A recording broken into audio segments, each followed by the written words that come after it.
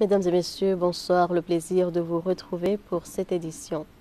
Au sommaire, début ce jeudi, un gazidja du vaccin contre la rougeole, la rubéole couplée au déparasitage et la supplémentation de la vitamine A par le ministère de la Santé. Le monde est en pleine mutation et la technologie évolue. Des nouvelles voitures arrivent au pays alors que les mécaniciens se recyclent moins. Voilà pour les titres que nous développerons ce soir. Une séance plénière des questions orales des membres du gouvernement s'est tenue ce jeudi à l'Assemblée nationale à Hamramba. Deux questions ont été à l'ordre du jour. La question liée au Code de la santé a été posée à la ministre de la Santé, Loubiakout Zaïdou, et celle liée au réseau d'alimentation d'eau potable dans la région de Badjini, posée au ministre de l'Énergie. Reportage Saïd Abdoumadi Magaga et Salim Zarkachi, le résident Léo Ayouba Abdallah. En marge de la séance, la ministre de la Santé Loubiakout Zaïdou a répondu à la question du nouveau code de la santé qui a été voté et promulgué il y a 18 mois. Pourtant, il n'est pas mis en vigueur. Elle nous a rassuré qu'elle a mis en place tout un arsenal d'instruments juridiques, mais aussi des ressources humaines devant accompagner l'exécution, la mise en exécution de ce texte. Donc là, nous restons optimistes que la possibilité de voir dans un avenir très proche l'application du Code de la santé est beaucoup plus grande et nous osons espérer que le Code de la santé qui a été adopté l'année dernière verra quand même le jour à partir des mois à venir, Inch'Allah. Par rapport à la question relative aux installations de l'eau potable et des hydrocarbures, Ali Iboura a fait état de lieu du projet. Monsieur le ministre a rassuré l'auditoire, c'est-à-dire a rassuré les parlementaires qu'ils ont commencé d'abord par régler le problème de l'énergie. Une grande partie a été réglée et actuellement, ils s'attaquent au projet de l'eau. Parce que récemment, le Parlement a adopté le Code de l'eau et c'est récent. Et je pense qu'il a le temps de mettre en œuvre tout ce qu'il faudra mettre en œuvre en vue d'assurer l'application ou l'exécution du nouveau code de l'eau, mais aussi il nous a rassuré que le problème de l'eau, c'est un problème qui préoccupe son ministère et il fera tous les moyens nécessaires pour que l'ensemble du territoire national puisse être approvisionné en eau. Notons que cette séance questions-réponses fait partie des missions assignées au Parlement afin d'avoir une visibilité sur l'action gouvernementale.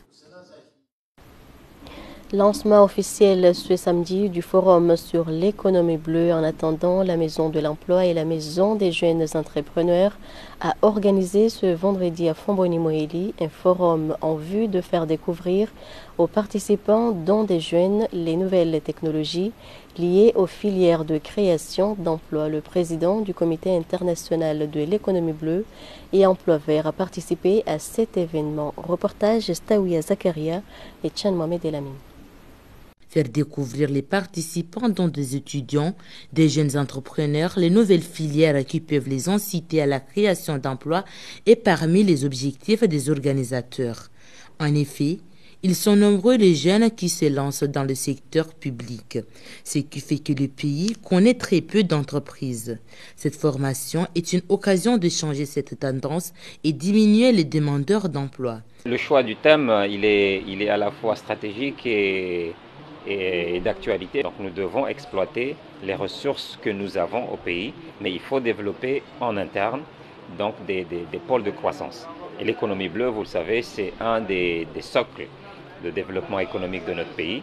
Donc nous avons essayé de lier donc, les potentialités du pays et la conjoncture sanitaire à laquelle nous faisons face aujourd'hui. Ce sont des jeunes qui demandent à s'épanouir, ce sont des jeunes qui demandent à intégrer le milieu de l'emploi. Et nous leur passons un message d'encouragement pour qu'ils puissent oser entreprendre dans l'économie bleue et dans l'emploi vert. Et nous sommes là avec les partenaires bi- et multilatéraux pour accompagner leurs efforts. Une visite des stands est prévue lors de cérémonie de clôture de la formation qui sera honorée par le chef de l'État Azali Assoumani. La mise en place de ce genre de formation permettra de rehausser l'économie du pays à travers la création de petites entreprises pour lutter contre le chômage. Page santé de cette édition clôture ce vendredi à Moroni d'un atelier régional de l'OMS sur la communication de crise et celle sur les risques. Pour cause de la Covid-19, seuls les représentants de Madagascar y avaient participé. Pendant 4 jours, les professionnalismes des médias se sont penchés sur les techniques de gestion de crise. Il s'agit de les outiller pour la couverture des situations d'urgence. Nous vous proposons une mise au point. La documentation que vos facilitateurs viennent de vous remettre ne doit pas rester seulement archivée dans les clés USB ou dans vos ordinateurs. Mais vous devriez plutôt vous en servir. Pour cela, prenez encore du temps pour revisiter chaque présentation et vous souvenir de chaque conseil exposé dans cette salle. Et c'est seulement comme cela que vous allez pouvoir utiliser vos nouvelles connaissances dans votre travail au quotidien, dans le cadre de la riposte contre la Covid-19 ou de toute autre urgence de santé publique. Au bout de ces 4 jours, vous avez sans doute compris qu'en réalité, dans la gestion d'une crise d'urgence sanitaire, les médecins, les infirmiers ne sont pas les seuls héros que la population attend. Les professionnels des médias ainsi que les collègues points focaux de la communication des agents du système des Nations Unies, les influenceurs, les chefs religieux, les coutumiers, les leaders communautaires, entre autres acteurs, tous autant que vous êtes, la population compte aussi sur vous.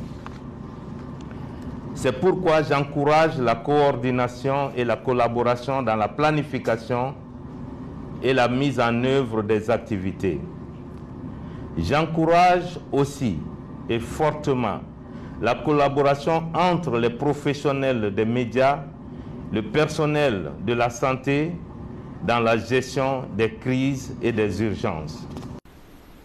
Le vaccin de lutte contre la rougeole et le rubéole couplé au déparasitage et la supplémentation de la vitamine A a débuté ce jeudi. Un gazidji à l'opération lancée par le ministère de la Santé cible les enfants de 6 mois à 14 ans. À en croire les responsables, près de 70% des enfants sont déjà vaccinés. Reportage Faham Youssouf et Ahmed Nassor, les précisions dans les Ayouba Abdallah. Les enfants de 6 mois à 14 ans révolus se présentent depuis ce jeudi pour se faire vacciner contre la rougeole et rubéole. Les catégories d'enfants prévues jusqu'au 15 décembre pour recevoir leur dose couplée de vitamine A. Le site de Mbweni est pris d'assaut par les parents qui accompagnent leur enfant et tout se passe comme prévu. Les enfants se présentent bien, je vais dire leurs parents se présentent bien et les enfants vaccinent comme il faut, Dieu merci. Nous faisons aussi de la dépistage de malnutrition. Nous donnons de la vitamine A et l'albendazole pour dépister les enfants. Et nous contrôlons les enfants aussi pour la malnutrition. Il y a des paramètres que nous prenons pour les enfants pour savoir s'ils sont malnutris ou non. Et s'ils sont malnutris, bien sûr, il y a le traitement, il y a une solution pour eux. C'est pour cela que nous... Notons que la campagne de vaccination est un rappel, raison pour laquelle ceux qui ont respecté le calendrier vaccinal sont concernés par le programme. Autre volet de cette édition, l'INSEAD, Institut national des statistiques, s'est vu octroyer ce jeudi par l'UNICEF du matériel lui permettant de se lancer dans une enquête sur la situation sociale des familles. Ce matériel est composé d'ordinateurs portables, tablettes et balances. La représentante résidente de l'UNICEF a réitéré son engagement à soutenir l'INSEAD dans tous ses programmes, suivant une mise au point. Notre partenaire principal au niveau de cette enquête mixte, l'UNICEF, nous a offert du matériel pour faciliter la collecte des données au niveau de terrain. Donc au niveau de ce matériel, il y avait plusieurs catégories. Il y avait des matériels pour mesurer, pour avoir les paramètres anthropométriques, ça veut dire le poids, la taille au niveau de l'enfant, pour mesurer l'état nutritionnel de l'enfant. Donc c'est ce matériel que vous avez vu là. Et puis maintenant, il y avait du matériel au niveau de test du sel. Parce que maintenant, on consomme du sel iodé pour éviter ce qu'ils appellent le goitre. Donc là, on a du matériel pour essayer de tester le sel que nous utilisons au niveau des ménages pour mesurer l'iode au niveau de notre sel. Cet engagement du système des Nations Unies en faveur de cette enquête se justifie du fait qu'elle intervient à un moment stratégique pour mesurer les résultats obtenus au cours du présent cadre de coopération entre le système des Nations Unies et l'Union des Comores, qui, initialement, devait s'achever en 2019 et qui a été prolongé jusqu'en fin décembre 2021. Elle permettra également de collecter des données fiables qui constitueront les bases du nouveau cadre de coopération et des programmes pays pour la période 2022-2026. Notre contribution dans cette opération comprend deux volets essentiels. D'une part, elle couvre l'assistance technique assurée à 3 niveaux. L'équipe mixte globale à New York, le bureau régional de l'UNICEF basé à Nairobi et par le bureau pays. Parmi les étapes du programme Ubuntu la Malaisie, il y a la formation des enseignants sur la manipulation des appareils d'expérimentation de physique, chimie et sciences. Une ONG française appelée La Main à la Pâte a été dépêchée pour assurer la formation de ces enseignants. Le coordonnateur du programme Ubuntu la Malaisie, Burhan Nourdine, s'explique. Le partenariat que nous avons mis ensemble en place avec la MAP, c'est un partenariat qui vient accompagner les encadreurs, le système éducatif, pour que l'enseignement expérimental puisse être une réalité. Autrement dit, enseigner les physiques, enseigner la chimie, enseigner les sciences, c'est plus ou moins facile quand on parle de la théorie. En chimie, on dit H2 plus O2 donne H2O. Ça, c'est plus ou moins les dessins, les schémas, les photos. Pour un élève, c'est plus ou moins facile. Pour un enseignant, c'est plus ou moins facile. Mais est-ce que l'enseignant, est-ce que l'élève va vraiment avoir envie d'aller au-delà de cet enseignement-là? Donc du coup, on veut maintenant que les enseignants puissent pratiquer, que les élèves puissent voir la réalité. Que quand tu prends du thé, que tu mets dans de l'eau, que tu chauffes, que tu mets du sucre, qu'il y a le thé. C'est ça ce que ça signifie. Mais ne pas voir des photos que le thé a telle couleur, le machin. C'est ça l'idée, c'est qu'on fasse des choses pratiques. Ça va encourager les élèves, ça va encourager les enfants à faire de la science et le développement de ce pays, l'émergence de ce pays passe par ce point-là. Et pour la directrice de l'ONG Main à la Pâte, l'environnement constitue un levier pour des expériences scientifiques. Écoutons-la. Ce qu'on a constaté pendant qu'on était là, en fait, on a rencontré des enseignants de sciences, des enseignants de physique-chimie, de SVT, dans des collèges, dans des lycées. On a rencontré aussi toute l'équipe ici du ministère de l'Éducation nationale qui s'occupe de ce programme Ubuntu la Malaisie, dont une des sous-composantes est de promouvoir l'enseignement des sciences aux Comores. Et ce qu'on a constaté, ce qu'on a pu voir dans les établissements ou ici, c'est une grande motivation de tous les acteurs à vraiment essayer de promouvoir l'enseignement des sciences, de modifier peut-être un peu la façon dont les sciences sont enseignées, pour les enseigner de manière moins théorique et plus pratique, avec plus de manipulation concrète pour les élèves. En fait, nous, on pense qu'il y a plein, dans l'environnement comorien, plein de choses qui peuvent aider à faire des sciences. La biodiversité comorienne, le volcanisme, plein d'éléments dans l'environnement des Comores qui peuvent vraiment être utiles aux enseignants pour faire des sciences, et donc il faut qu'ils se saisissent de toute la richesse de ce beau pays pour faire des sciences de manière vivante avec leurs élèves. Que faut-il faire pour que les mécaniciens soient à la hauteur de leur profession au sujet des voitures électriques et électroniques? Cette problématique a fait l'objet ce jeudi à Moroni d'un reportage réalisé par Azar Mbaye et Ibrahim Mkavavo en vue de recueillir les avis des garagistes de la place. En Union des Comores, au même titre que dans les autres pays, l'évolution technologique des véhicules en électronique, électromécanique et multiplexage sont en circulation. Du coup, ils exigent une réparation, raison pour laquelle les mécaniciens doivent se recycler de temps en temps.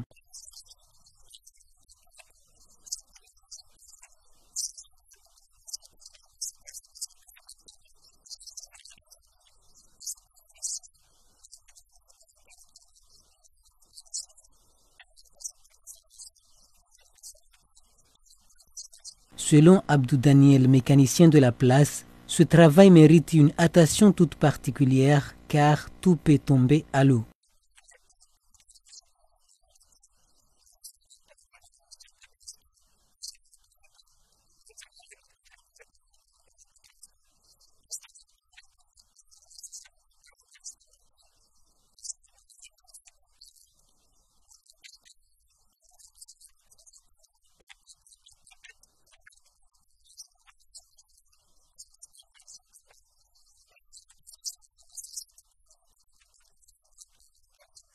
Le constat de Daniel démontre que dans ce domaine, on manque de tout, notamment formateur, documentation et équipement. Pour suivre la nouvelle ère, il faut que les mécaniciens s'autodidactisent à l'aide de l'Internet.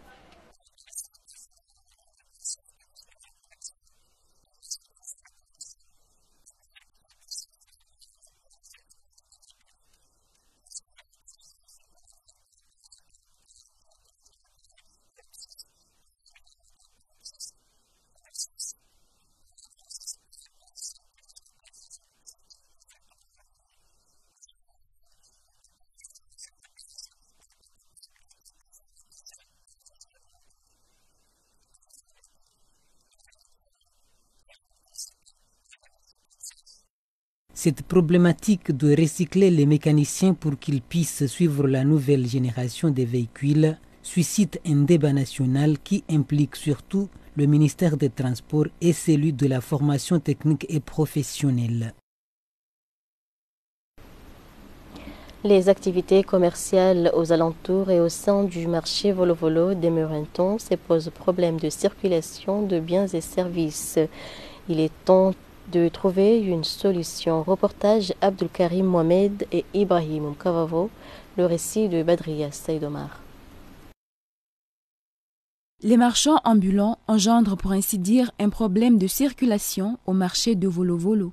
Ici, l'encombrement est de taille et crée des difficultés de circulation des voitures, stationnement et embouteillage de toutes sortes, même si le marché a été conçu de manière à pouvoir travailler en toute quiétude. Ce qui s'y passe interpelle tout un chacun pour rétablir l'ordre, la sécurité et l'hygiène en cette période de pandémie. Les Comoriens vivant à l'étranger se sont engagés à investir au pays pour le développement socio-économique. C'est le cas de Mlanao Siti Fatima qui a procédé ce vendredi à l'ouverture des magasins de vêtements prêt-à-porter. Reportage Nourdine Ibrahim et Mounira Issouf. C'est en effet un magasin dédié aux enfants de 8 ans et plus. L'ouverture a fait l'objet d'une cérémonie regroupant plusieurs personnalités du pays. Ce geste témoigne ô combien l'apport de la diaspora contribue au développement économique du pays. Les discours prononcés à cette occasion convergent vers l'importance d'investir. La directrice de l'Agence nationale pour la promotion des investissements salue cette initiative. Donc beaucoup d'encouragement, félicitations d'avoir sauté le pas, d'avoir pris l'initiative. Toujours tenir bon, toujours poursuivre, toujours continuer. Sachez que vous êtes accompagnés, il ne faut pas hésiter à venir pousser la porte de nos différentes institutions. On est là pour vous, ça ne fait que commencer et on sait que voilà, on ira loin. Après 30 ans en France, où Mlanao Siti Fatima a vécu et fait ses études de commerce, la propriétaire du magasin a voulu concrétiser son rêve d'enfance. Une fois que j'ai compris que j'ai assez acquis et j'ai eu assez de bagages, je me suis dit que c'était le moment de venir rentrer dans mon pays et pour pouvoir investir et apporter mon savoir-faire que j'ai su acquérir à l'étranger pour le transmettre aux Comores et pour faire bénéficier mon pays. Moi, je voulais cibler avant tout la qualité. Je ne peux pas me permettre de m'habiller très bien et laisser mon enfant être mal habillé. Quand je suis bien habillée, j'aime bien que mes enfants soient bien habillés en tant que maman. Et puis, je pense que quand un enfant a des jolis vêtements sur son dos, ça lui permet d'avoir de la confiance, de l'assurance. Si tout le monde apporte sa contribution à l'édifice, le développement du pays serait effectif.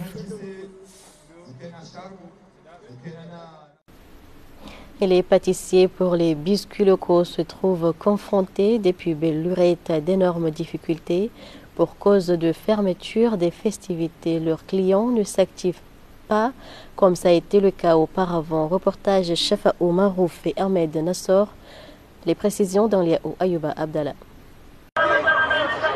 En cette période de crise sanitaire caractérisée par la Covid-19, les pâtissiers qui produisent les biscuits locaux éprouvent ces temps-ci d'énormes difficultés pour cause de manque de clients. C'est une situation devenue de plus en plus inquiétante. C'est-à-dire que les travaux des pâtissiers ne vont pas bon train. Les vendeuses et vendeurs de ces produits locaux ont du mal à écouler dans les marchés. Depuis la fermeture des activités de grand mariage, on ne baisse pas pour autant les bras, car nous n'avons pas le choix, vu que c'est notre gagne-pain. Pour l'instant, les gens peinent à joindre les deux bouts à cause de la fermeture des activités. Je passe 2 à 3 semaines sans rien faire, alors que le travail éloigne de nous les nuits et les besoins. Auparavant, j'arrivais à préparer 4 à 5 sacs de farine, mais pour l'instant, c'est juste 5 à 10 kilos par jour. Dans le marché de la capitale Volo-Volo, ces biscuits locaux ne se vendent pas comme il se doit, comme ça a été le cas auparavant.